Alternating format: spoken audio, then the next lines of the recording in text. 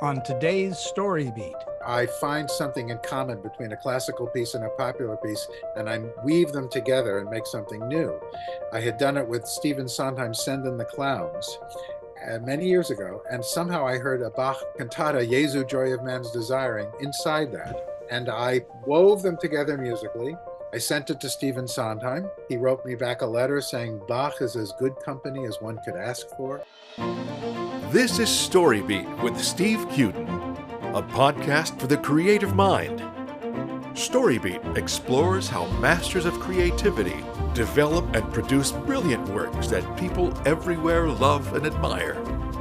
So join us as we discover how talented creators find success in the worlds of imagination and entertainment.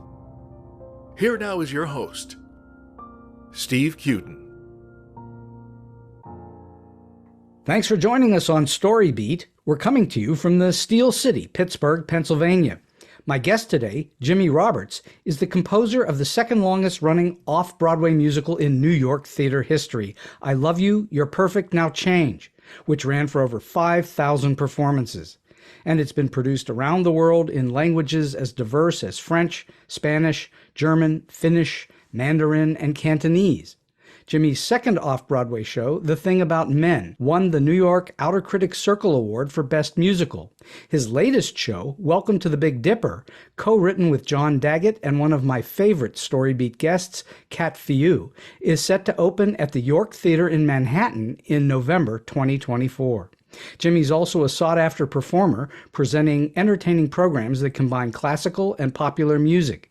Recent engagements include Merkin Concert Hall, the 92nd Street Y, Steinway Hall, and the National Arts Club. The New York Times called Jimmy's performances brilliant.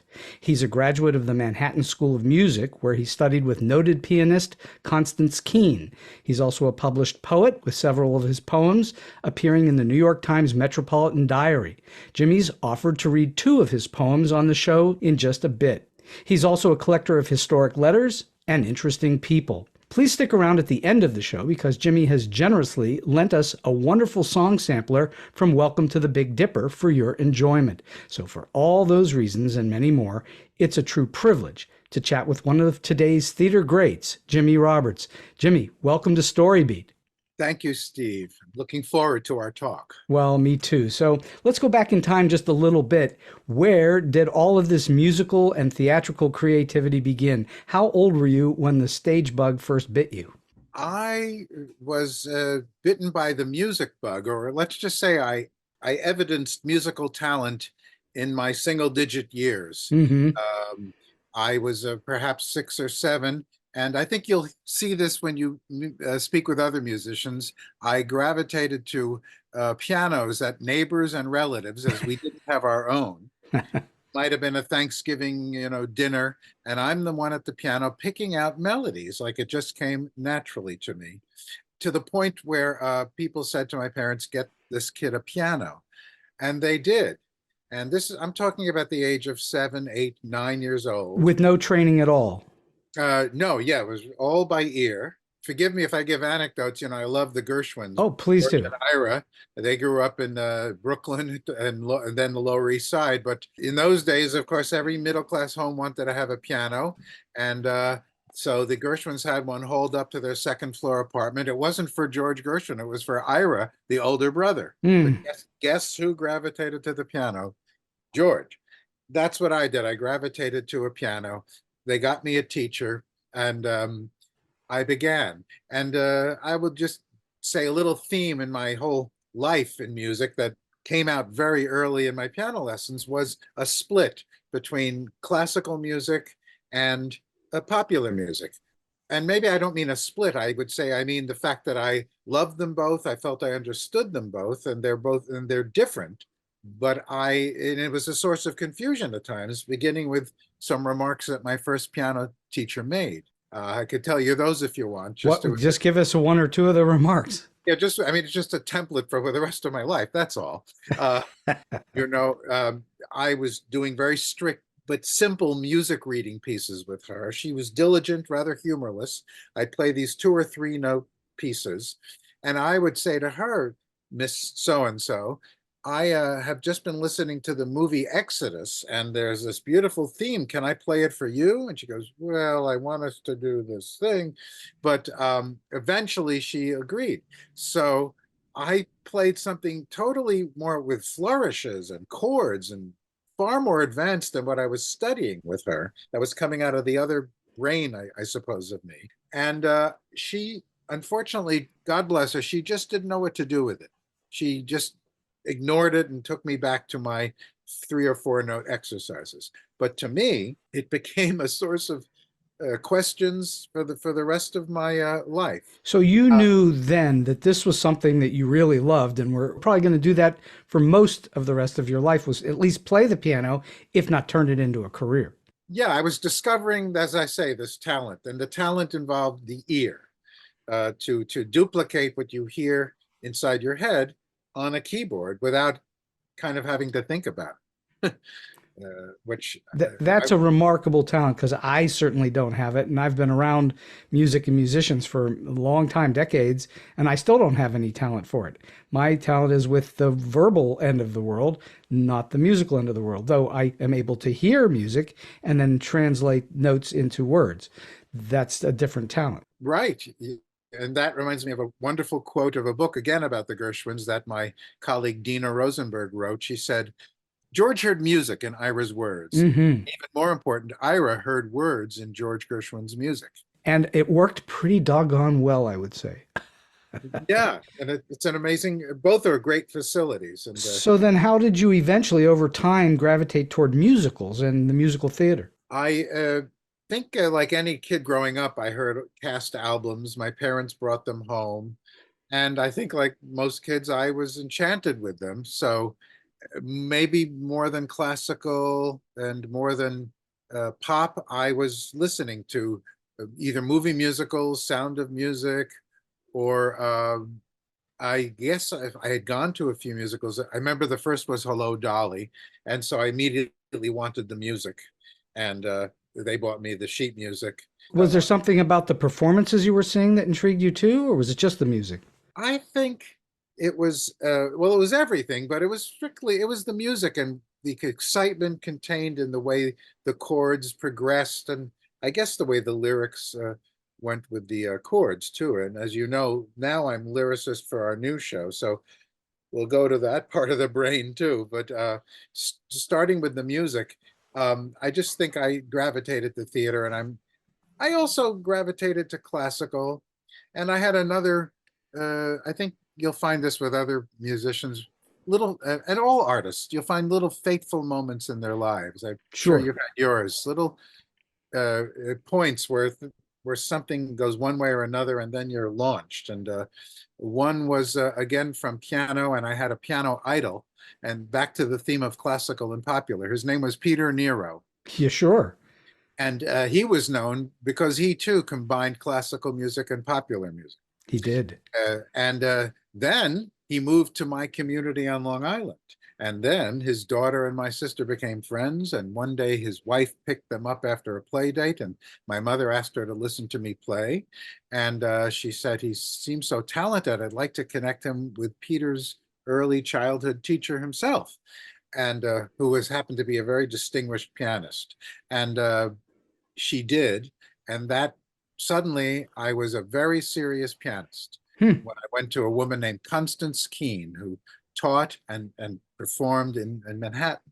I was a kid from Long Island. Suddenly, I'm going to Manhattan every Saturday and studying with this very distinguished person.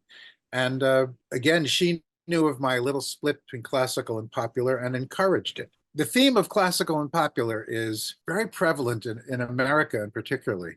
It makes the plots of movies, including George Gershwin. The fact that he wanted to play jazz, and it was frowned on. You know, there was the European classical thing, and then there was the thing America was coming up with.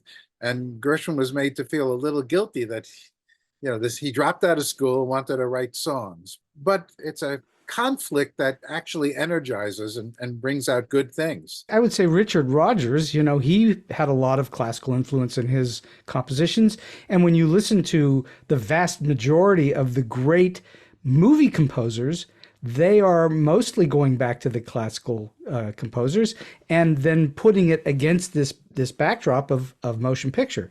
And so I think that it's a very good way to meld those two things. Excellent. Excellent observation. I mean, I think musical theater, much of musical theater itself has that. And Indeed. I think if you hear my music in particular, it has that. Well, and if you listen to Sondheim talk about it, he talks about all these classical composers that are his influences. Doesn't he? I mean, it's very touching to hear the way they influence him. And if you are sophisticated enough, I guess you could hear it. With Sondheim, it's, people like Maurice Ravel or Benjamin Britten. And I don't, you'd have to know their repertoire. But Right. if it was pointed out to you, you'd go, oh, I hear Ravel in that. Sure, it's less Bach and Beethoven and more of the lesser well-known composers, though quite famous, but lesser well-known than the big names, the Beethovens, the Mahlers. And also a little more recent, Ravel was 20th century. Sure. So let's talk for a moment about how you finally get into the theater and you wind up writing a show called I Love You, You're Perfect, Now Change. How did this come about? Which, by the way, begins with, quote, cantata for a first date. Yes, indeed. My combination. That has to do with, another fateful connection between somebody I knew and somebody the author of that original show knew, and who knew both of us. His name is Joe DiPietro. We're all very proud of him. He's a multiple Tony Award winner now. He wrote Memphis, and he wrote All Shook Up, and he has many new shows coming down the pike. But he had written a sketch review. He's a lyricist, playwright, and it was about his single friends and what the dating scene was like. And the only music was, I think, at first, songs we all know that were interspersed between each scene. But somebody said, if you make it a musical, I'll produce it at my theater in New Jersey, one of those things, if you make it a real musical. And at that point, the person who knew me and knew Joe put us together. So I watched what he had as a sketch review, and we began to think of where we could make songs out of it. And thus began usually it's an 8 to 10 year process, Steve. I'm sure you know. It is indeed. Oh, it's like the audience only sees the tip of the iceberg. But we began our journey to get I Love You, You're Perfect to now become, as you know, you said, the second longest running show. So the show itself, it's a very fun show to watch because it kind of takes all of these romance situations in the chronology of a lifespan, but it's not the same characters all the way through. It's different sketches. And I've read reviews of it, which call it a review, spelled differently, not reviews, R-E-V-I-E-W, but R-E-V-U-E. And so I assume that you call it a review as well, yes? Yeah, I mean, review like that is an old-fashioned term, and I think it refers even better to the stuff you'd see in the 30s, 40s, and 50s, like New Faces of 1952. Right. That would just have very disparate songs and themes that I think weren't related, were just a hell of a lot of fun. Right. I think, we recognize that why it might be called a review, but we think of it more as a musical. I mean, for instance, if you read the credits, it says book by Joe DiPietro, Sure. book and lyrics. We feel that it has a unifying theme, which is relationships. And, it's funny, it was first a show about dating before I got involved. And I'm just making the point that music can enhance and deepen whatever you have, and it takes it into other places. So this young people's dating show became a full life cycle show. It became about marriage, divorce, losing your partner. Yeah, exactly. So it's amazing what music can do. It's a whole lifespan of characters, but not one set of characters, different characters. And do you think that it is a true book musical then? It's not a traditional book musical with the same set of characters, but there is a book to it. There's no doubt. Right. No, of course, I don't think that. But we thought of each each scene almost as a one-act play where there would be kind of a scene that leads to a song. Now, the scene was almost like a dramatic scene, either comic or serious, followed by a song, which is kind of the building blocks of any musical. Of course. So it's not just the dancing girls come on or something. There was something unifying. So it's somewhere in between. So you said it took you years to write it. How many years exactly? 8 years, 9 years? Yeah, I think so. I mean, What kept you going all that time? Why did you keep doing it? we, as usual, we believed in it. Oh, and we had seen the reaction of people even at an earlier stage. Everything tries out in New Jersey in the case with Joe.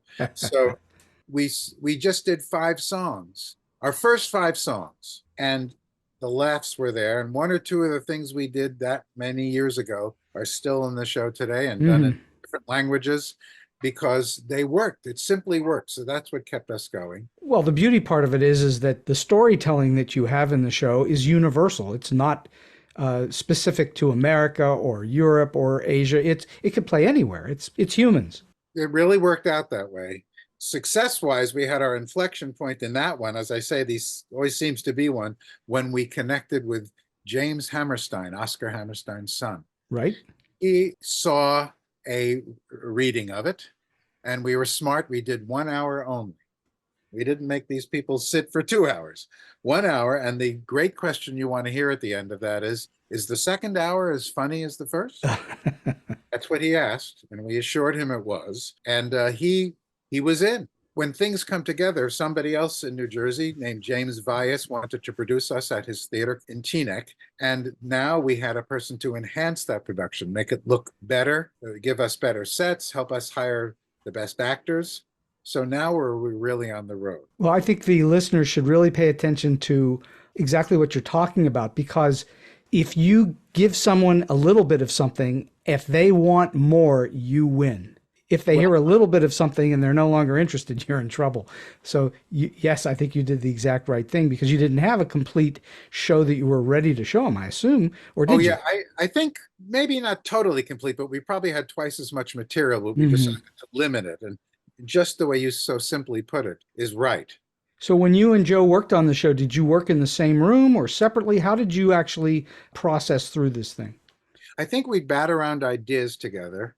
He would go home and write a good lyric. He was new to writing traditional theater lyrics, but he had his talk about talent. He had such talent for comedy and he had a talent for writing even as a kid himself. What I said to you about me on piano, he was winning Scholastic Awards or things for creative writing. And I had a little bit of the sophistication of the type of songs of the Rodgers and Harts and the Gershwins and the Cole Porters. And maybe I nudged him towards those type of lyrics, but he just had a natural talent for them anyway. So that's how our songs began to come up. Well, and I think they surprised us how much fun they were. Well, they are fun. There's no doubt about that. So I'll ask you the classic question. I tend not to ask most composers this question, but in this case, I really want to know which did come first, the music or the lyrics? Was the lyrics that you wrote to? Yeah, the lyrics, because I was saying we would talk ideas. He'd come home and put it into a lyric form, give it to me, and then I would sit at the piano. He'd go home. I'd sit at the piano with 8.5 by 11 sheet, because there's nothing more fun than sitting with, a couple of lines on a white page and musicalizing them. Do you prefer it that way? Do you prefer the words first? Or are you also good with writing music and then having the lyrics come in after? I think I prefer the words first. And now that for Welcome to the Big Dipper, our new show, I've written the lyrics. I don't trust myself to just start with a melody. I want to have the foundation of what a lyric can do to a song. Because as Sondheim says, a lyric itself, or as Hammerstein said it too, he told Sondheim, it's like a 3-act play, beginning, middle, end, it goes somewhere. I wanted to have that 3-act play there before I touched a note. Right. Do you then adjust the lyrics to help fit into the music? Yes. And I think I would have a dummy little rhythmic melody in my head as I wrote those lyrics. It would not be the melody I'd end up with. I wouldn't even do it at the piano, just something to give it a form. Well, that's exactly the way that it's typically supposed to work. I will tell you that my experience is just a little bit different in that my former collaborator, Mr. Wildhorn, he writes music first. At least my experience was he didn't know how to write to the words. He needed to write the melodies first. So the lyricist would write to that music. And so there is a way to do that, obviously. And some you succeed at and some you don't. But that's true for everything, isn't it? the famous stories, you're doing the Rogers and Hart model, you and Frank, because that's what Rogers wrote those melodies and Hart would set the lyric to it afterwards. So that's pretty good. Unforgettable melodies set to an That if it works, it works, and nobody knows the difference but you. On the other hand, with Hammerstein and Rogers, Hammerstein wrote the lyrics first and gave them to Rogers. So Rogers went both ways. But I love these interviews with Rogers, who was, he had some people used to say he looked like he could have been in the garment business. He was dressed in a sober suit and, he had a way of talking. It's just, yet he was this brilliant artist. But so the interviewer said, we were told, Mr. Rogers, that Oscar Hammerstein slaves away for weeks on one lyric, even for, let's say, "Oh, What a Beautiful Morning." Something as simple as that, he slaves away to get "There's a bright golden haze on the meadow." And then supposedly, this is before email, he mails it to you, because he's in Pennsylvania on his farm and you're in your New York apartment. Right. And the word is that 15 minutes later, you've written your song. And Rogers very dourly says, what they don't tell you, and it's very true, is that Oscar and I spend weeks, months discussing every aspect of the show and the script. We know where we want a song. We know what the song is going to do. We practically know the beat of the song and the feel. So when I see those lyrics, of course I do it quickly because I know everything about that song. Well, and Hammerstein was a phenomenal lyricist who could write in the rhythms of what they wanted to produce musically. Exactly. That's two pros, right? Well, that's exactly right. What is it that you think makes a good song good? What are the elements that make a good song listenable and fun and entertaining and sellable? I always use the word, it's a dance that you are initiating with the listener. You're almost like you're dancing with them and leading and following and giving them a move that you make, which makes them react this way. So it's a real interplay as it's going on. You don't want to be too complicated in your steps, but on the other hand, you don't want to be too simple where I know where he's going. So it's this fine balance of a little bit of surprise and a little bit of something that's familiar. There was a wonderful description that Aaron Copland said about music. It ought to be fresh, but inevitable. Oh, that's a really good storytelling phrase as well, that a story should be unexpected and yet inevitable. And when that happens, the audience is totally drawn in because they don't know where you're going. What you said earlier is also quite true, is that the audience should have no idea how it's going to end. You should know, but the audience should not. And when you do that, you really draw them in. Right. I mean, and this goes for the song, and of course it goes for the libretto of a show. And oh, totally. That's what storytelling is. So, the master of suspense, the great, quote, master of suspense was Alfred Hitchcock, a movie director, right? But the truth is, every memorable popular story in existence is a suspense story. You want the audience to not know what's going to happen next. And then what does happen should then be, there's this word again, inevitable. And when that happens, you win. You really do win. By the way, I think you did that with I Love You, You're Perfect, Now Change, because you don't really know where it's going to go. And you just keep banging away at making people laugh and entertaining them and taking us down emotional roads. I think that's what's really great about it. What would you say are the biggest challenges to writing 15, 20, 24 songs in a show? Aside from the physical labor of it, what are the challenges? Is it figuring it out? Oh, I'm glad you speak of the physical labor, because in those days I did it by hand, not computer. And I'm very meticulous because of my darn piano background. So every note has the right articulation. So there is that. Now you're asking what are the challenges of coming up with that many songs? Is it just the sheer the amount of time? Is that what the challenge is? Or is it in coming up with characters to put in the songs or storytelling? What are the challenges? Did you mean for I Love You, You're Perfect in particular? For that or for any show. You could be talking about any of your shows. Welcome to the Big Dipper as well. I'd say, let's see. I'm going to just come out with my own little prejudices and everything. Sometimes the challenge is not to do too many songs. I've seen shows where they think they're brilliant writers, and they probably are, but they don't let the book shine.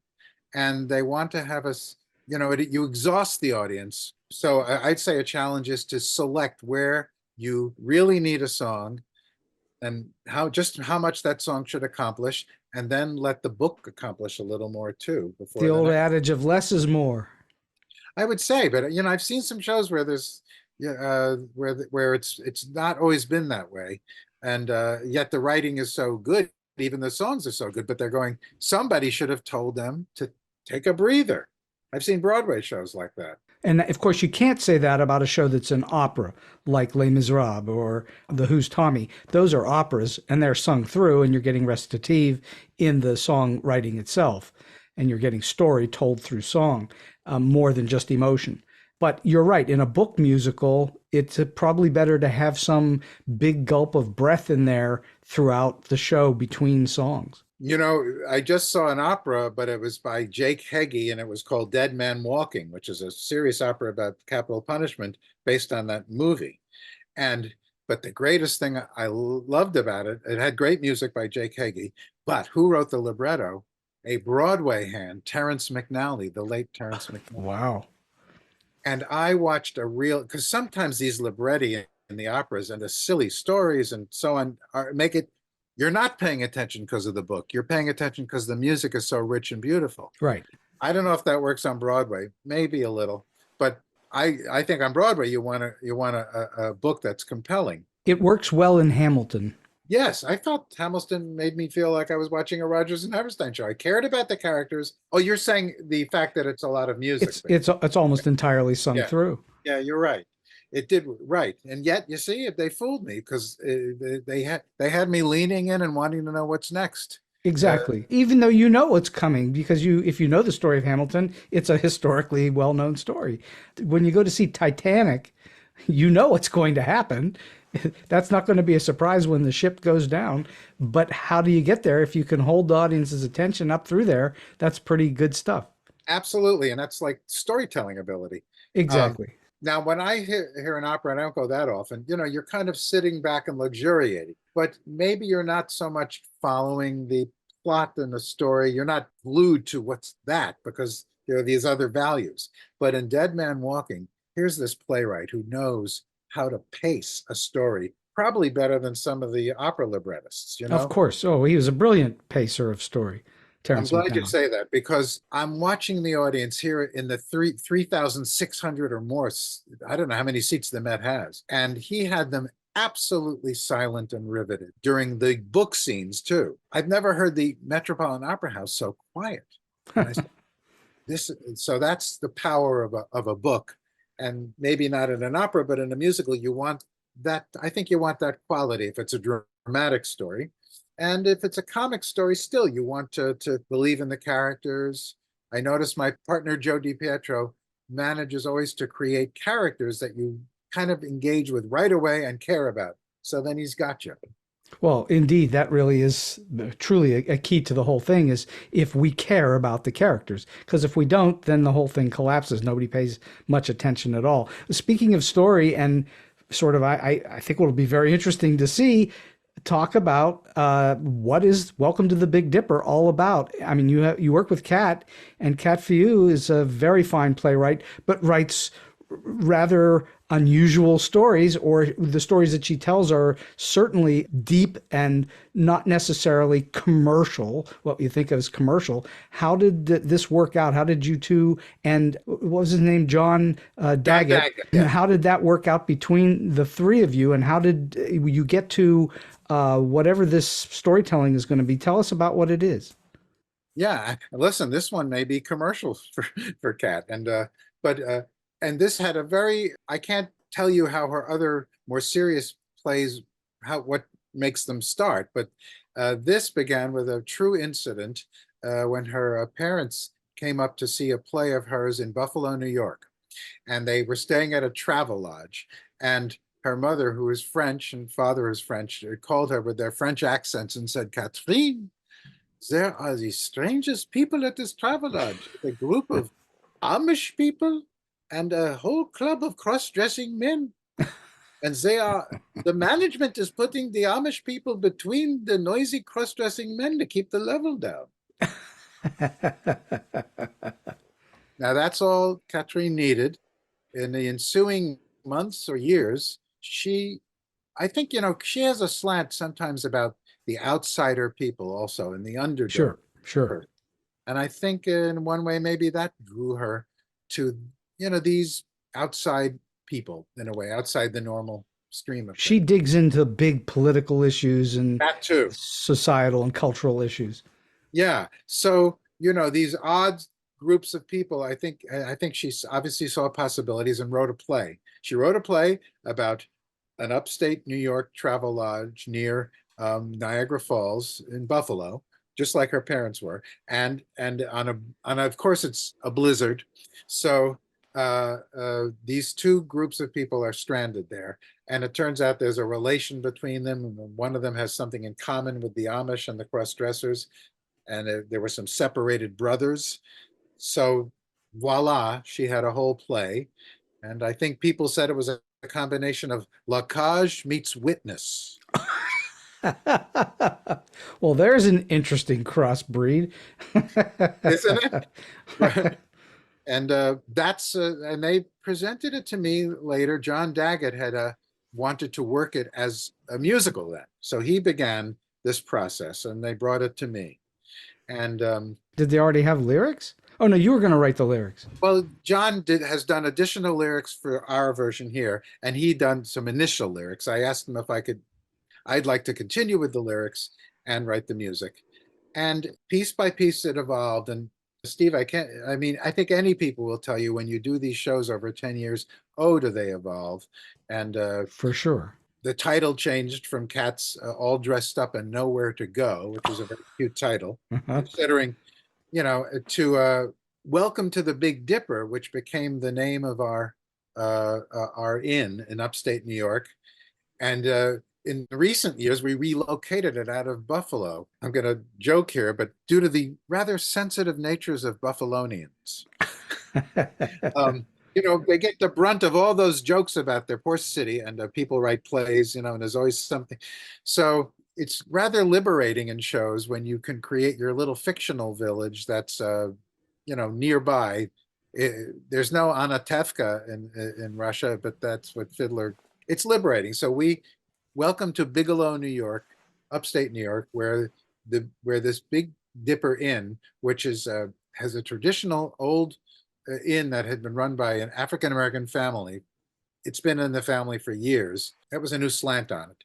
And our Amish people and our cross-dressing men have a collision and end up, courtesy of New York State Police, at the Big Dipper Inn, stranded. Both vehicles are damaged. So that our show is about the next 3 days and nights of these three very disparate groups and how they find ways to get along, solve a crisis, become a community. And this is more of a truly traditional book musical. Definitely, yes. This beginning, middle, and end with one set of characters, not in sketches. It's all of a piece. It's of a piece, and currently it's done in 90 minutes. It used to be with an intermission. The way many shows have the 90-minute variety these days, and For sure. ours does. But that takes us right through, where everyone's life has changed, and it resolves in a way that takes you back to the beginning, and everybody's learned something. I Love You, You're Perfect Now Change has that ideal 4-person cast size that most Right. producers want these days in smaller theaters because of the expenses of it. And then when people come up with shows that have many more characters in it, suddenly it becomes more difficult to get produced. You've said the truth, of course. Ours ended up with a 10-person cast, so that's a lot. Well, that is a lot, but that's not undoable. I mean, that is a lot for like a small cabaret space where a lot of shows are done. You could do I Love You, You're Perfect Now Change in a relatively small space, but you probably will have a tougher time doing Welcome to the Big Dipper in a tiny space, but you could still do it in a small theater. Well, it's going to be in a relatively small theater now at the York Theater. And, that was another great inflection point where over the years I had connected with their artistic director, James Morgan. And then in a strange twist, Cat connected with him. And I felt he wasn't interested in us from my connections, but I was wrong. And she called me and said, "You get down here today, cancel anything, because we're going to go back to this matinee of something and we're going to speak with him." And I did. And turned out he was interested in us. And we invited him to some rehearsals, which coincidentally were taking place in a lovely penthouse a block away from his theater. And he said, "This is a perfect show for my theater." Well, there you go. That's kind of kismet. That just, when it happens and it all comes together like that, it's magic, and doesn't happen all the time, does it? No, no. But I think, wait, don't give up. Exactly, because it could be right around the corner. You don't know. That's, of course, also the definition of insanity, when you keep repeating the same thing over and over again, expecting a different result. But that's show business. That is what it is. People that are in the business just keep plowing away at things, hoping they come around the corner and find that perfect solution. It doesn't always work out that way, but it does sometimes, and that's why people keep at it. When you're writing, do you work with a specific audience in your mind's eye, or are you writing for yourself? When I write, let's say, a song, I think I am thinking of a listener, of an average listener who would be confronted, let's say, with the lyric I write first, because I'm doing both in this case, and then with the music. So always trying to make something, as we said, fresh but inevitable. So making a lyric that is engaging but isn't revealing too much, that takes its time in a way, and writing the right music that doesn't obscure the lyric. Do you prefer to write songs that are about a specific character, or do you also like to write songs that are more generic? There are many love songs that are not about specific characters. They're more about the emotional part of it. Do you have a preference? Does it matter to you? I think I'm best writing for a specific character. I wish I weren't, but that's what inspires me when I know what some particular person wants, needs. There's a famous type of song in a musical, and early in a show, called the "I Want" song. Yes. Because it tells you what your person you care about wants and is looking for and doesn't have yet. Right. And we have some interesting "I Want" songs, or in Welcome to the Big Dipper. Some of them are blatantly, "What do I want?" One young Amish teenage girl wants desperately to go to Niagara Falls. She has a legacy to fulfill for her mother, her late mother there. And she's been obsessed with the falls, and she's been obsessed with a famous woman named Annie Edson Taylor, a real life woman who in 1901 got up a barrel that would protect her and went over the falls in a barrel and survived. Nobody had survived. Fired a 64-year-old Annie Edson Taylor. You can Google Annie Edson Taylor and see her standing next to her big barrel. And she thought it would lead to kind of an Evel Knievel type of, speaking engagements. And it didn't, unfortunately, but she is known for doing this. Well, we have a song called "Over the Falls." And on a literal level, it means our little Rebecca, a teenage Amish girl, wants to go there, wants to emulate this Annie, meaning in a deeper sense to have courage. In all of our lives, we want to go over the falls in a way and survive, to take a risk, to drop, to fall, but to jump, to survive. That's a great way to start any kind of character off, that they want something bigger than themselves and they go after it. And that is really truly what makes audiences want to watch more. Right. On the cross-dressing side of things, our hero Jake/Jackie, when he dresses in a woman's clothing, he's Jackie, he's in a club of cross-dressers from Syracuse. They're the ones who have been stranded with the Amish people in this hotel. He is one of the few in the group who has not told his wife what he does. It's a secret. And this quirky inn they've all ended up at doesn't have a cell signal, so it has an old phone booth. You still got to get change. And we hear him on the phone kind of fibbing to his wife where he is, why he's there, and trying to hint at, has she watched television? Because unfortunately the news came to see the accident and saw one of the other trans women, who's their director. These guys are going to entertain at a conference, a cross-dressing conference, kiss him, and it's on TV. He's talking to her on a payphone, operators interrupting, and he's trying to sneakily find out about a few things. And those are two people. I wouldn't say that's I want. I guess he wants to hide his life. That's what he wants. Sure, sure, sure. I want to move along to performance because you're also a performer, and that's a little different than being a writer. They're related, obviously, but there's a difference to it. What is it that you like about the idea of performing? What is it that you get from it? I'm going to relate it to writing in a way, but in terms of how I program performance. But, just like we just said about this, everything has to be kind of engaging, keep the audience interested without letting them get ahead of you as a performer. I have a lot of experience performing, playing, and even I've had the guts to sing my whole life too. So I'm not like Bob Cuccioli, fantastic singer, but I do get songs across and I get lyrics across in my own way. I have to believe you're more than able to carry a tune. Right, but I don't always produce the greatest pitch. But I think my secret is the lyrics. I'm confident about music, but how you unravel, unspool a song's lyrics, especially if it's theatrical, is I think a strength I have, and I have good diction usually too. Do you think of it as cabaret most of the time? Close to cabaret. I haven't had a cabaret act, and I admire those who do. I like to think of myself, Steve, more as giving a concert. Okay. In other words, more of a formal atmosphere, but I loosen it up because I'm not doing Schubert. I'm doing Jimmy Roberts or George Gershwin, but I am playing piano also in a style that shows people my classical background. So that's my little mixture of things. So you talked about programming the evening. What is your philosophy toward programming it? What do you think about as you're saying, how am I going to make this evening work? Good question too. Recently, I'm still discovering my own style because I'm also, as I say, a poet. So I'm learning how to combine poems with songs that relate. I'm surprising myself with how potent that is. I just did a concert at a synagogue in Long Island, and I don't know what the word is, but you have to know what to leave out, what to put in. And if I find a poem, it kind of gives a hint of what the song's going to be about, and then the song fulfills it even more. And then you've got a real theatrical moment when you've done a poem and a song.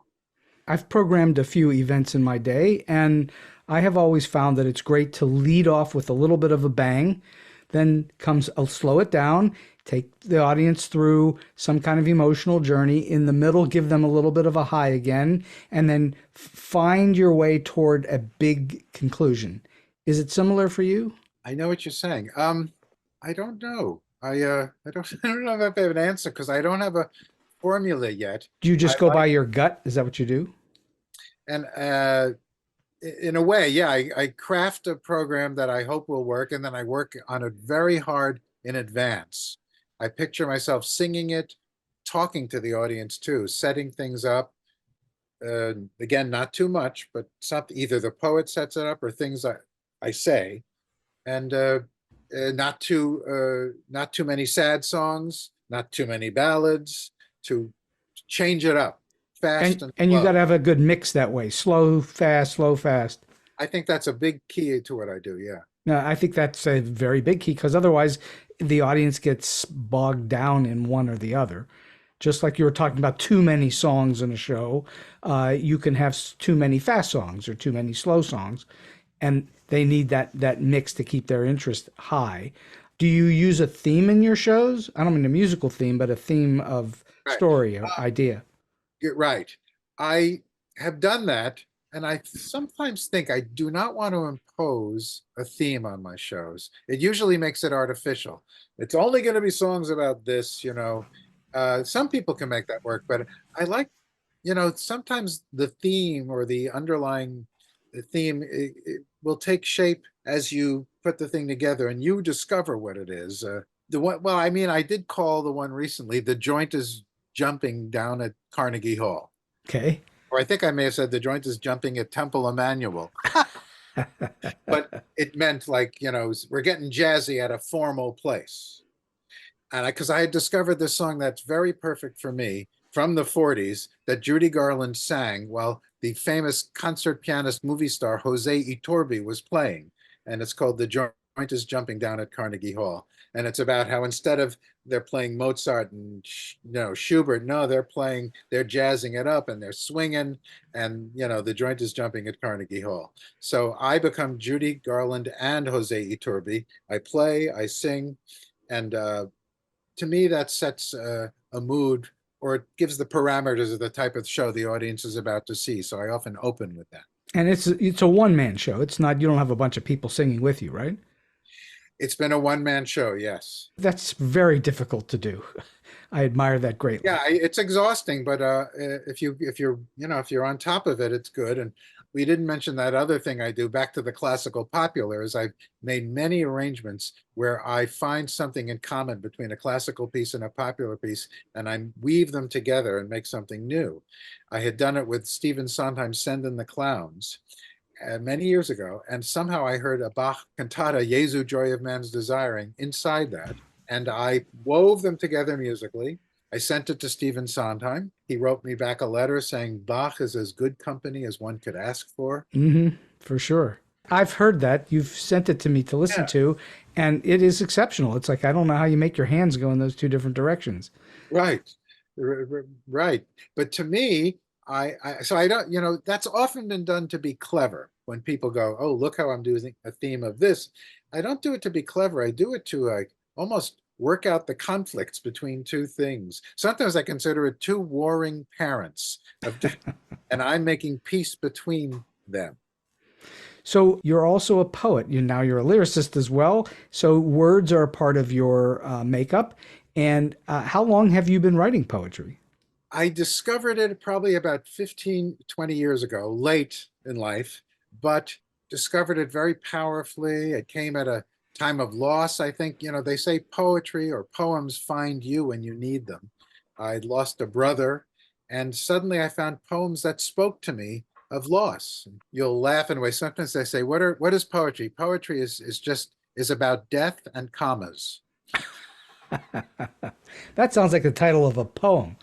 Yeah, but in a funny way, it really is. It can be about anything, but it encapsulates deeper things like loss, love, the good things too. I think some people think that poetry and lyrics are the same. They're not, are they? They're not. I mean, I'll tell you what I love about poetry, even physically, or how it looks, is the space on a page, the empty space between words, that implies how these words exist in an empty space. Lyrics are about rhyme. I mean, poems are sometimes about rhyme. I don't write rhyming poetry, but lyrics, I feel, pretty much must rhyme, and they're heard only in time, and the time that the music takes to express them. So it's a whole other art form, and a wonderful art form. And you have promised to read a couple of your poems for us. Thank you. Yes. And I'd love to hear, which would you like to do first, Lenny or Birthday Wish? Right. I'd like to do, how about could I do them together? I'll do Birthday Wish and then Lenny. Or sure. Yeah, Birthday Wishes goes by quicker. And it is my birthday, I think, coming up next week or so. And I think I wrote this last birthday and put it on Facebook. And I love to see how people respond to poems. I always joke, the way to get people to respond to a poem is don't say it's a poem. What do you say it is if it's not a poem? I mean, don't say anything, because then they put up their poetry deflector shields. People are scared of poems, Well, it's like opera, same thing. It's a little too highfalutin. Isn't it right? But it isn't, I just find it so vital, and I love the way it affects people and how they relate to it in their own lives. So this one's called Birthday Wish. My mind has become a messy, overheated attic, cluttered with 6 decades worth of people, objects, memories. There, in the corner, my tricycle. I raced it down the driveway, sun slanting through after rain. Dead ahead, a puddle, large as a lake. Clouds and trees mirrored in its slick surface. I slammed on the brakes, jumped off the bike, convinced I would fall into the sky. At 4 years old, it seemed possible. Now I know it's not, but I wish it were. I'm getting tired of my brain with its stale ideas of what can and can't be done. Then, today, it hits me. The trick of mind that turned a shallow puddle into a vast sky was a powerful gift, imagination, and it's still mine to use. So comes this wish.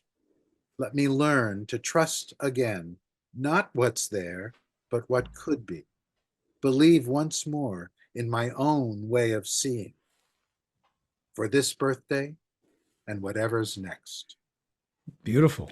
That's beautiful. And now you're going to read Lenny. Yes. You know, people used to say to me, you should set your poems to music. But my deal is I hear music in the silence of just hearing the words. And, you know, and the words are the music to me. I sometimes say poetry is words elevated to the level of music. That's a beautiful way to think of it. So we lost Lenny a long time ago, but everybody's thinking of him because of the movie that's out, Maestro. You were talking about Leonard Bernstein. Right. Right. Everybody just called him Lenny, but you're right, Leonard Bernstein. So, Lenny, Leonard Bernstein, 72, music's monarch, dies. New York Times, October 15th, 1990. The headline did not lie. It seemed like you knew more, felt more, lived deeper and wider, but alas, not longer. You spoke of music reverently and a life in music as the noblest calling. Small-minded critics demanded you choose among your gifts, opera or Broadway, composer or conductor, educator or performer. You ignored them. You could locate the collective soul in an audience, reach into your quiver, shoot arrows of melody, harmony, ideas, watch them burrow into every heart. As you aged, the charisma still beamed from your face. You blazed pathways of sound from Tanglewood to the Berlin Wall.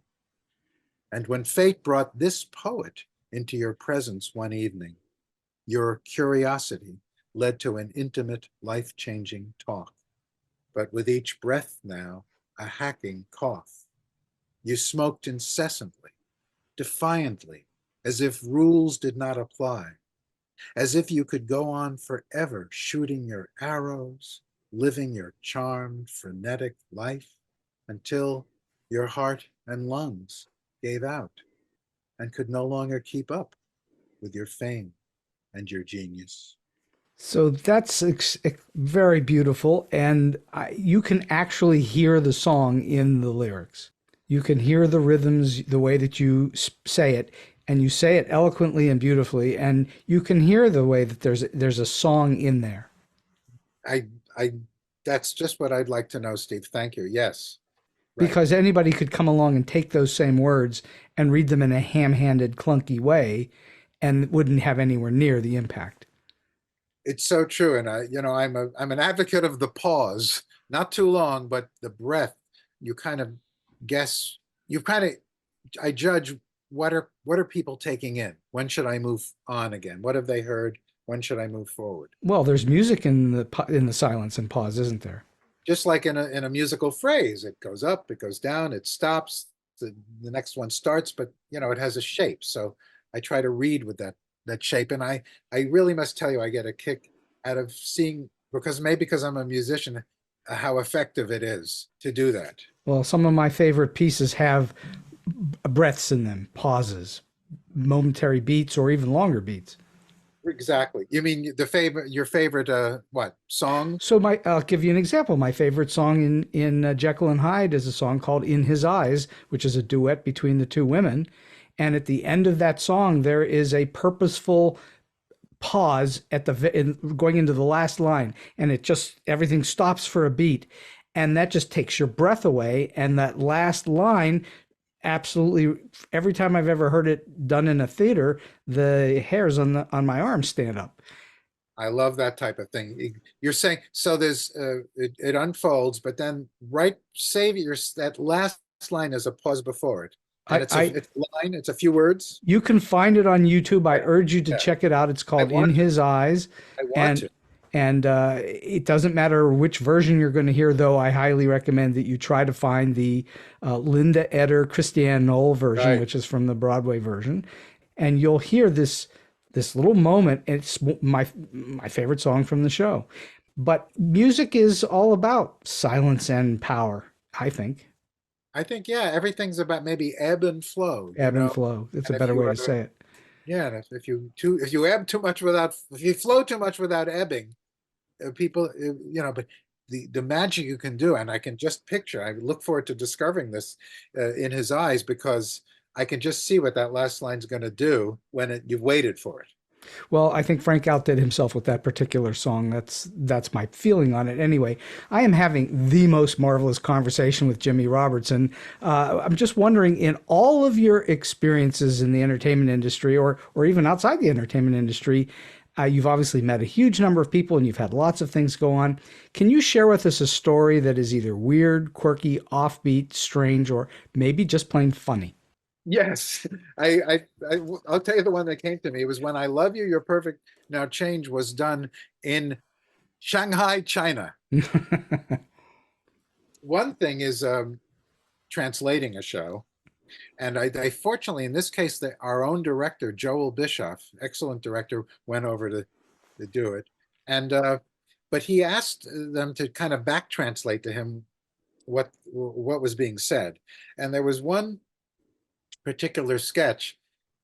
I mean, when you think about can humor translate into other languages? Yes, but if it's lyrics, you better hope that the translator is as talented as you are, to get a joke, especially Sure, a joke, sure.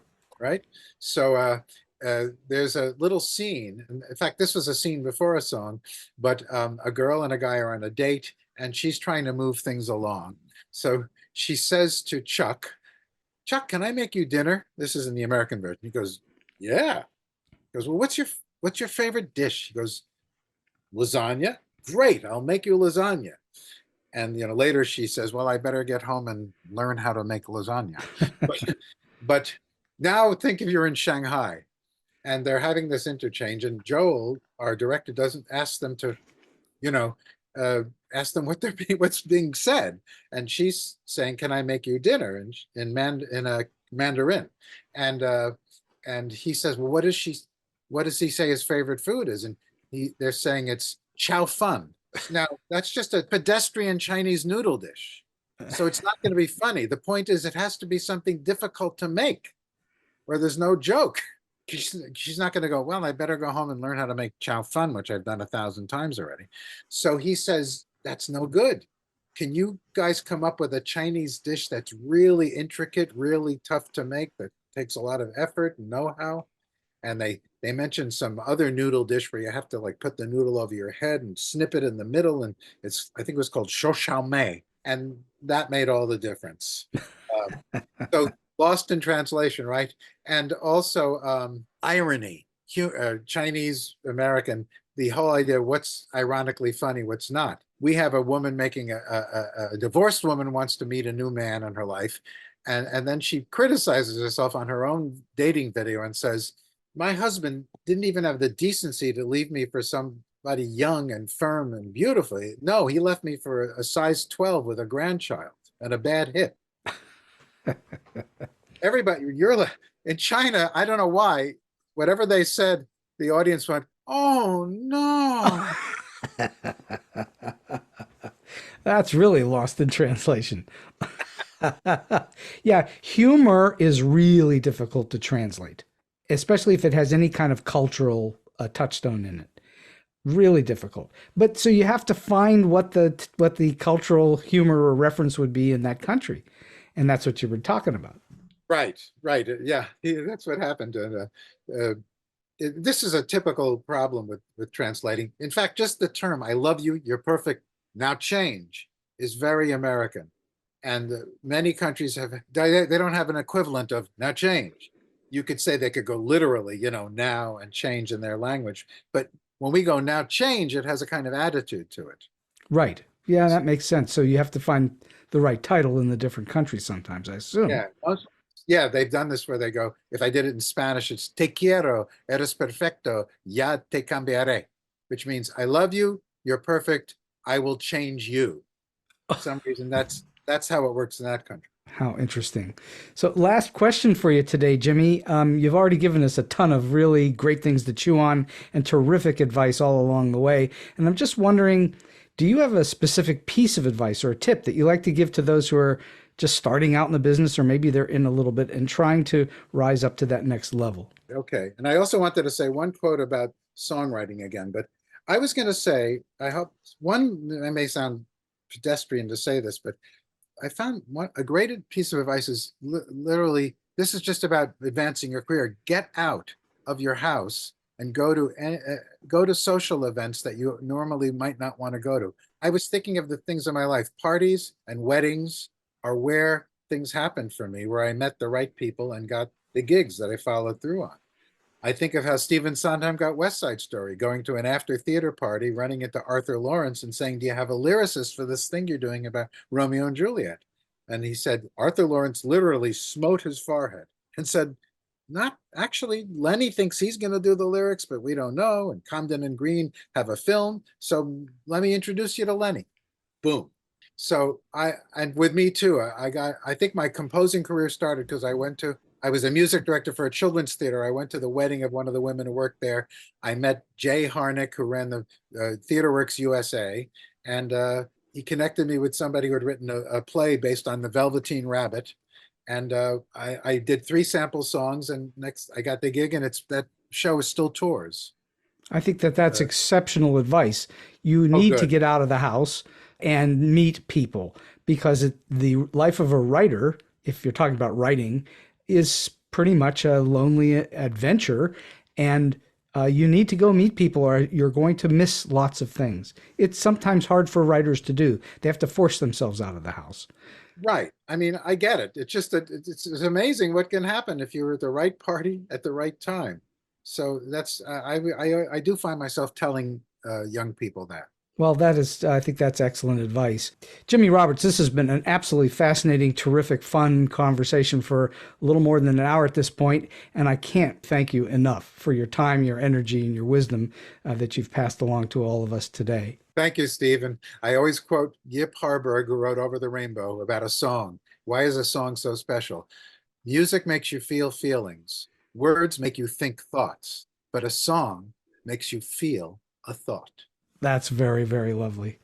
So now, as promised, please sit back and enjoy a really terrific sampling of songs from Jimmy's show, Welcome to the Big Dipper, that he co-wrote with Cat Filloux and John Daggett. I'm your sanctuary, sanctuary.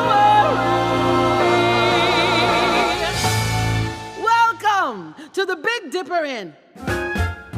Just when I chose my time to close, who would suppose I'd be back in business? It's wacky, I mean, this is a scene from Halloween.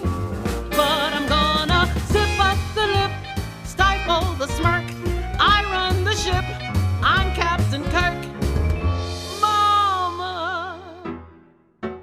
Marcy, Marcy, before you say a word, I need to tell you something just in case you watch the news tonight and saw a woman kissing me in Bigelow. Someone cute in a dress, I was wearing one too. Don't ask, what a mess, now I need to complicated in this motel. And oh, what a curious clientele, staring at me like I'm on a stage or some sort of rare bird enclosed in a cage. I tell myself it's nothing new. Oh well, that's just what people do. Over the falls, secretly scheming. Over the falls, risking and dreaming, whispering words to hold back your fear, to steady your heart as the moment draws near, to climb into your barrel and fly.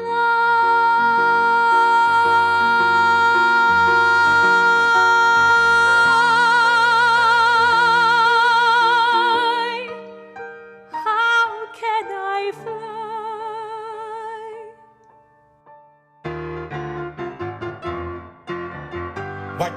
be a woman in a world of men. It's a yearning that's burning so bright. My name may be Johnny, Jimmy, Gary, or Glenn, But look everywhere from my toes to my hair.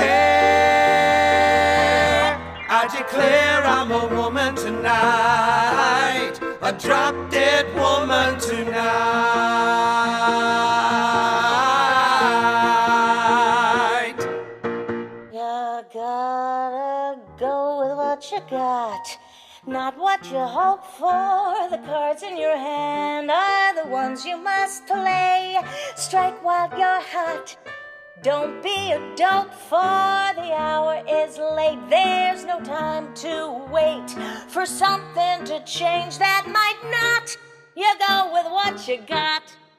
Carriages, buggies, boxes on wheels, pulled by a horse, simple and gray, carrying my people, the quiet in the land. I see them all speeding away. While we wait, and we wait, as the clock strikes 10, look, it's snowing again, and we're shooting the breeze with a ham sandwich. One slice of cheese on a ham sandwich. They have closed the interstate, and we do not ski or skate, so we wait, we just wait. Starting today, I'll lead the way. And if you say the word, we will travel. We will travel Through blizzards and squalls, clear up to the falls. It's not running away when you're running to someone or somewhere you know. Somewhere you know. Someone and somewhere you know you belong there. The beams are the bones of the house. The walls are the skin that lets you in. The people are the lifeblood flowing down the hall. And the roof is the Lord watching over all. I'm your sanctuary, sanctuary. Deep in the night, I've lost my way. Now you Far know. from my home, I pray for day. I'm your Staring at strangers I'll never know. There's a light Counting at the the hours hours until I go. waiting, Hours run out till I go home.